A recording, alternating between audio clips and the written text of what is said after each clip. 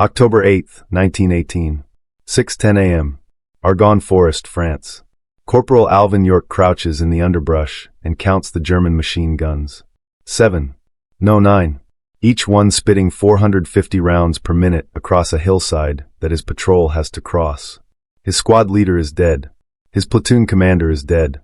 16 men of the original 17-man patrol are pinned down in a depression, unable to move, unable to retreat, watching their ammunition run out. York is the ranking man left.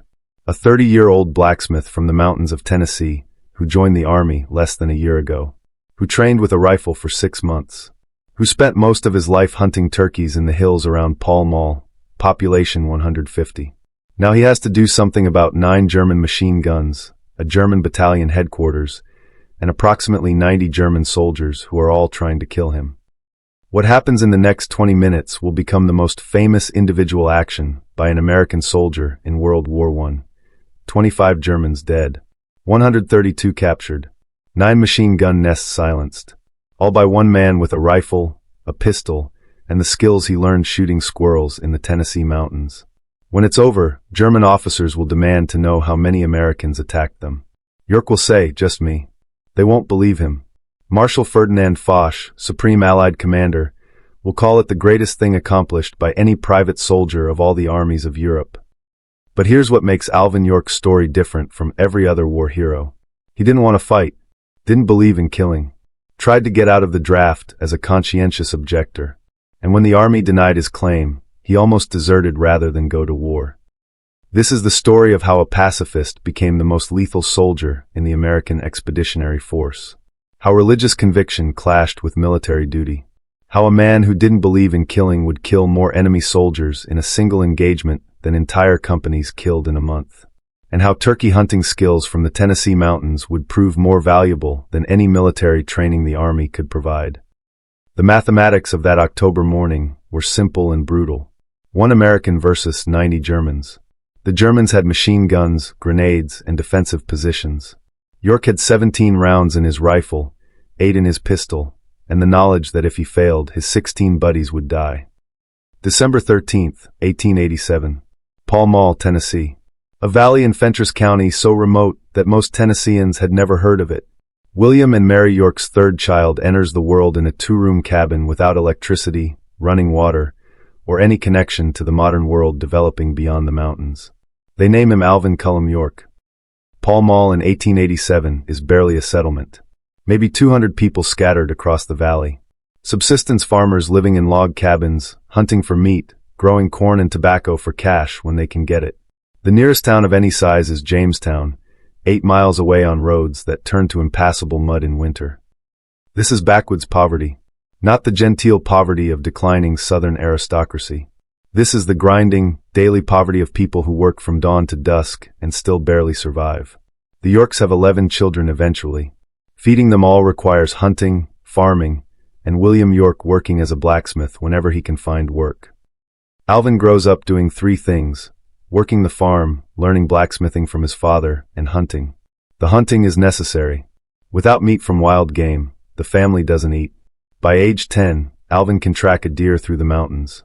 By 12, he can shoot a turkey's head off at 40 yards with a muzzle-loading rifle. The rifle is a .40 caliber Kentucky long rifle, a flintlock his grandfather brought over the mountains in the 1820s. Ancient technology, even in 1900. But in the hands of someone who knows how to use it, deadly accurate. Alvin learns to estimate range by eye, judge wind drift, compensate for bullet drop. He learns to shoot from awkward positions, uphill, downhill, through brush. He learns to shoot fast because second shots scare game away. Most importantly, he learns to shoot at the head. Turkey heads. Squirrel heads. Never the body. A body shot ruins meat. A head shot kills instantly without damaging what you're going to eat. This skill, shooting small, moving targets at distance with perfect accuracy, will matter in 1918. November 9, 1911. Alvin York's life changes. His father dies of pneumonia, age 58. Alvin is 23 years old, the oldest son still at home. He becomes head of the family. 11 people depending on him. He takes over the blacksmith shop, keeps farming, keeps hunting. But something breaks inside him. For the next 3 years, Alvin York descends into what he'll later call my wild days. He drinks. He fights. He gambles. Every Saturday night finds him drunk in some backwoods saloon, looking for trouble. He carries a knife, uses his fists, develops a reputation as someone you don't cross. The valley gossips call him the terror of Pall Mall. What York is really doing is drowning grief in alcohol. His father is dead.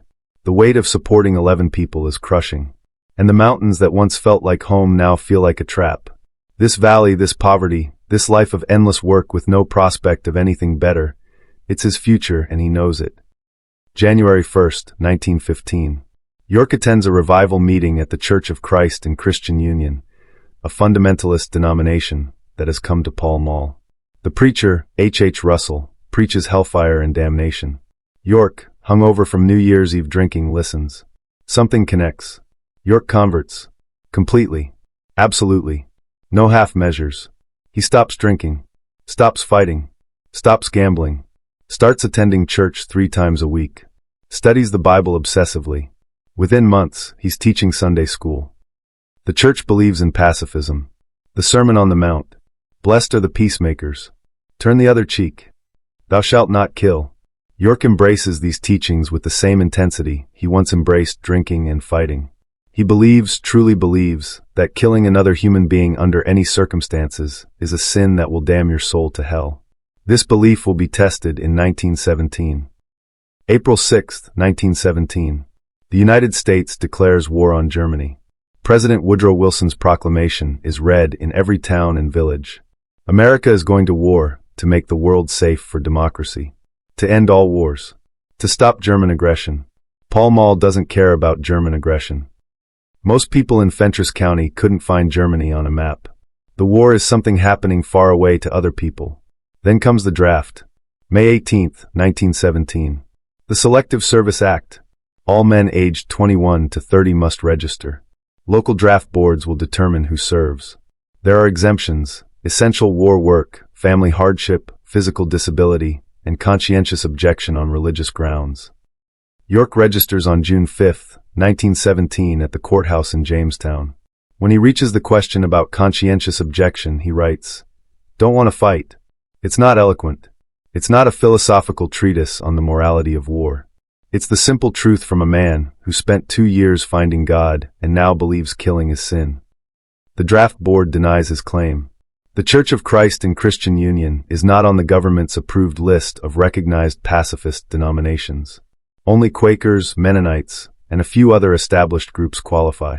A small fundamentalist church in rural Tennessee doesn't count. York appeals. The appeal is denied. November 14, 1917. York receives his induction notice. He is ordered to report to Camp Gordon, Georgia for basic training. He has 2 weeks. York seriously considers running. Just disappearing into the mountains. The Tennessee hills are full of men who've avoided the law for generations. Revenuers can't find illegal stills. The army won't find one conscientious objector. He could hide for years. But York reads his Bible. Romans 13 verse 1. Let every soul be subject unto the higher powers. For there is no power but of God. The powers that be are ordained of God. If God ordained the government, and the government says he must serve, then serving is God's will. Even if it means killing. Even if it damns his soul. On November 15, 1917, Alvin York boards a train to Georgia. He brings his Bible, a few clothes, and a photograph of his mother. He leaves behind Gracie Williams, the girl he's been courting, and promises to return. November 19, 1917. York arrives at Camp Gordon. 30,000 men living in barracks, training for war. Most are city boys from New York, Philadelphia, Boston. They've never held a rifle. Never slept outdoors. Never killed anything. York is assigned to Company G, 328th Infantry Regiment, 82nd Division. The division is composed of men from every state. They call it the All-American Division. York is one of 16 Tennessee men in Company G. Basic training is 16 weeks of hell. Marching, drilling, weapons training, bayonet practice, gas mask drills, trench warfare tactics. The purpose is simple. Transform civilians into soldiers who will follow orders without thinking and kill without hesitation. For most recruits, it works. For York, it's torture. Every day, he's taught to kill. Every day, his religious beliefs tell him killing is sin. He struggles, prays constantly, reads his Bible in the barracks while other men play cards and write letters home. Sergeant Harry Parsons notices. York, you got a problem with killing Germans? Yes, Sergeant. I believe it's against God's law. Well, the U.S. government says it's not. So pick up that rifle and learn to use it. York picks up the rifle. He's given a Springfield 1903, a bolt-action, .30-06 caliber rifle that holds 5 rounds. The Army teaches marksmanship at 200 yards, firing from prone position at stationary targets. York qualifies expert marksman on his first try. Hits perfect scores. The range instructor, a grizzled veteran, watches him shoot and asks, "Where'd you learn to shoot like that?" "Hunting turkeys, sir." "Turkeys don't shoot back, son." "No, sir. But they're a lot harder to hit." March 1918. Captain Edward Danforth, York's company commander, calls him into his office. Danforth is a graduate of Yale, a lawyer in civilian life. He's educated, thoughtful, and troubled by York's situation. "York, your squad leader says you're the best shot in the company, maybe the best in the regiment. But he also says you've been asking about conscientious objection, that you don't believe in fighting." "Yes, sir. I believe killing is sin." Danforth leans back in his chair. "Have you read the Bible, York?" "Every day, sir." "Have you read Ezekiel 33 verse 6? York hasn't. Danforth opens a Bible and reads, "But if the watchmen see the sword come, and blow not the trumpet, and the people be not warned, if the sword come, and take any person from among them, he is taken away in his iniquity, but his blood will I require at the watchman's hand." "What do you think that means, York?" York is silent. "It means," Danforth continues, "that if you can protect the innocent and you don't, God will hold you accountable. Germany is the sword. If we don't fight, innocent people die. Women, children, the same people Jesus Christ told us to protect." York goes back to his bunk, reads Ezekiel, reads Romans, reads the Sermon on the Mount. For 2 weeks, he barely sleeps. The Bible seems to contradict itself. "Thou shalt not kill" versus "the watchman must blow the trumpet." He prays for guidance. No answer comes. On March 20th, 1918, Danforth gives York a 10-day leave. "Go home. Think about this. If you still can't fight when you come back, I'll help you get a non-combat assignment. But I need an answer." York takes the train back to Tennessee. Spends a week in the mountains, hunting, praying, reading his Bible. On the 7th day, he climbs to a rock outcropping overlooking the valley and sits all night.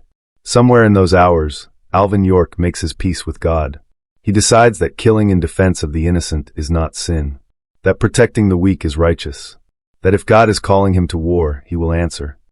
When he returns to Camp Gordon on March 30th, he reports to Captain Danforth. "I'm ready, sir. I'll fight." Danforth shakes his hand. "Good man, York. Good man." 3 months later, York will kill 25 Germans and capture 132 more. And he'll do it believing that every round he fires is God's will. September 26, 1918. The Meuse-Argonne offensive begins. 1.2 million American soldiers attacking German positions along a 60-mile front. The largest American military operation in history to that date. The objective is simple: break through German defenses, cut the rail lines supplying the German army, end the war. The terrain makes it nearly impossible. The Argonne Forest is 200 square miles of dense woodland, ravines, ridges, and German fortifications built over 4 years. Machine gun nests cover every approach. Artillery is pre-registered on every clearing. Barbed wire tangles through the trees. The Germans have turned the forest into a killing ground. The 82nd Division enters the line on October 6th. They're assigned to capture Hill 223, a commanding position northeast of Châtel-Chahiri. The Germans have fortified it with machine guns and infantry. Taking it will cost hundreds of American lives. Company G, 328th Infantry, moves into position on October 7th. York is now a corporal, promoted for his marksmanship and reliability. He leads a squad of 8 men.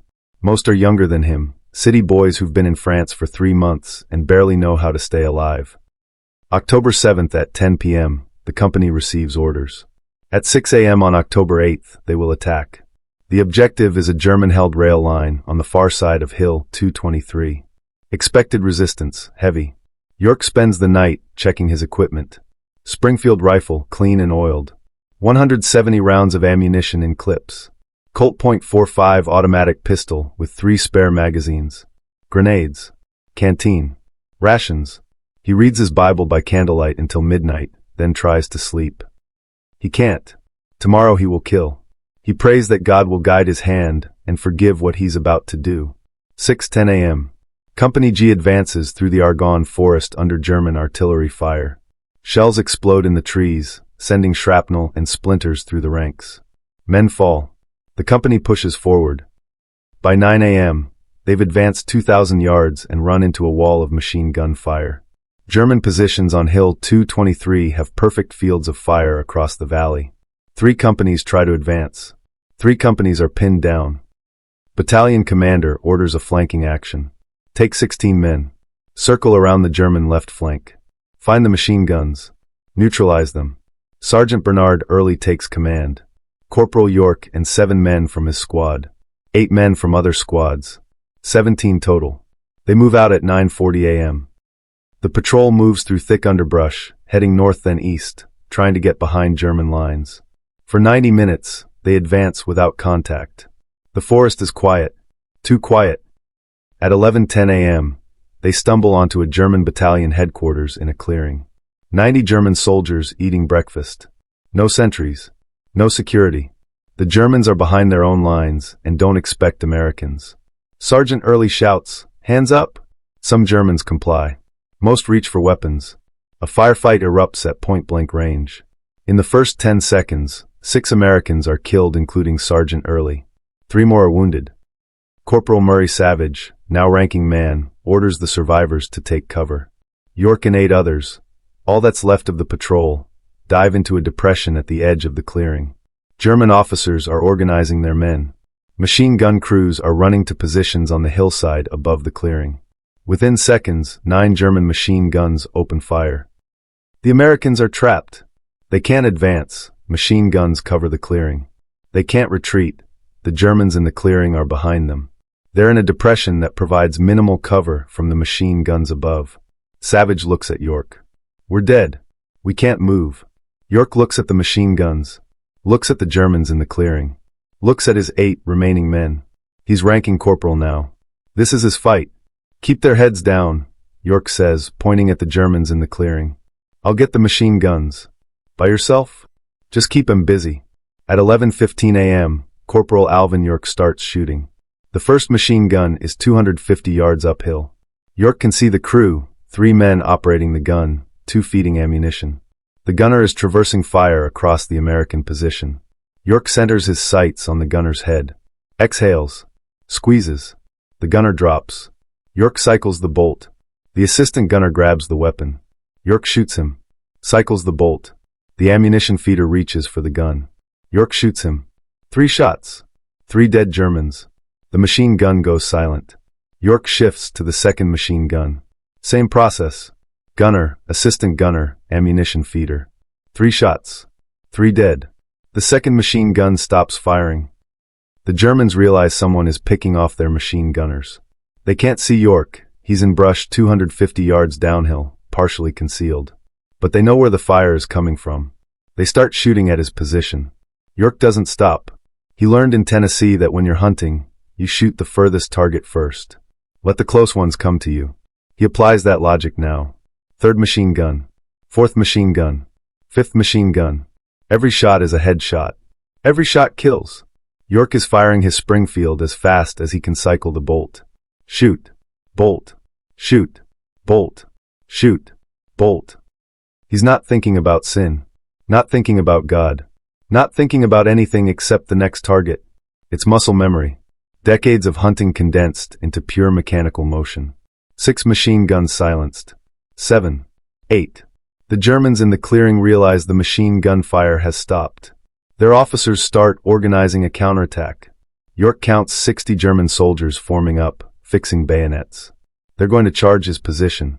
A German officer, a lieutenant by his insignia, leads the charge. He's running down the hill, pistol drawn, screaming orders. Behind him, 60 Germans with bayonets fixed. York drops his rifle. It's empty. No time to reload. He pulls his .45 pistol. This is where turkey hunting saves his life. When York hunted turkeys in Tennessee, he learned to shoot the back bird first. If you shoot the front bird, the others scatter. If you shoot the back bird, the others don't notice. They keep coming. He applies that lesson now. As 60 Germans charge downhill, York shoots the last man in formation. Then the second to last. Then the third to last. Working backward through the charge. The Germans at the front don't see their comrades falling behind them. They keep running. York shoots 6 Germans with 6 rounds. 6 men dead in 8 seconds. The German lieutenant finally realizes his men are dying behind him. He turns, sees the bodies, and freezes. York aims at his head. The lieutenant drops his pistol and raises his hands. The entire German charge collapses. Men stop running. Some throw down weapons. Others stand frozen, unsure what to do. A German major steps forward from the battalion headquarters group. He speaks English. "How many are you?" "Plenty," York lies. He's not about to admit he's got 8 men. "If I order them to surrender, will you stop shooting?" York considers this. His .45 is empty. He needs to reload. His rifle is empty. His 8 men are almost out of ammunition. If the Germans realize how desperate the American position is, they'll attack and overwhelm them. "Order them to surrender," York says. "Now." The major shouts orders in German. Slowly, Germans across the clearing and on the hillside raise their hands. Some are crying. Some are wounded. All are terrified of the American who won't stop shooting. York orders them to line up. Count them as they file past. 90 Germans from the battalion headquarters. Another 42 from the machine gun positions. 132 total. York looks at his 8 men. They've been in a firefight for 25 minutes and taken no additional casualties. 8 Americans have captured 132 Germans and silenced 9 machine guns. Now they have to march them back to American lines, through German-held territory, with almost no ammunition left. 11:40 a.m. York organizes his prisoners. He puts the German major at the front. "You march in front. If we hit any Germans, you order them to surrender, or I shoot you first." The major agrees. He doesn't want to die. York lines up the 132 Germans in a column. His 8 men guard the flanks. York walks at the rear with his reloaded .45 pistol visible. They start marching southwest, back toward American lines. It's 2 miles through German-held territory. Every step could bring them into contact with German soldiers who don't know their battalion has surrendered. At 12:15 p.m., they encounter a German machine gun position. The crew sees the column approaching and starts to fire. York shoves his pistol into the German major's back. "Tell them to surrender." The major shouts in German. The machine gun crew, seeing their own officers as prisoners, raises their hands. York adds them to the column. 138 prisoners now. At 12:40 p.m., another German position. Same process. The major orders surrender. The Germans comply. York's prisoner count increases to 144. Every German position they encounter, the major orders surrender. The German soldiers, seeing hundreds of their comrades captured, assume they're surrounded by a large American force. They don't realize it's 8 men and 1 corporal with a pistol. At 1:30 p.m., they reach American lines. The 328th Infantry's forward positions. A lieutenant sees them coming and stares in disbelief. "Corporal York reporting with prisoners, sir." "How many?" York has to count again. He's picked up more along the way. 152, sir. "Give or take." "How many men in your patrol?" 8 now, sir. Started with 17. The lieutenant doesn't believe him. 8 men captured 152 Germans? "No, sir. I captured them. These 8 men guarded them." The lieutenant calls for his company commander. The company commander calls for the battalion commander. Within an hour, York is explaining what happened to Brigadier General Julian Lindsay, commanding the 82 ND Division's artillery. Lindsay questions the German major through an interpreter. The major confirms York's account. 1 American. 9 machine guns silenced. 25 Germans killed. 132 captured in the initial action. More captured during the march back. Lindsay asks York, "How did you do it?" "Sir, it was no trouble at all. Just the same way we shoot wild turkeys back home in Tennessee. You see, we call 'em up, and then we shoot 'em." October 9th, 1918. York returns to Company G. He expects to be assigned another patrol, another mission. Instead, he's pulled off the line. Word of his action has spread through the division. Division Commander Major General George Duncan wants to meet him.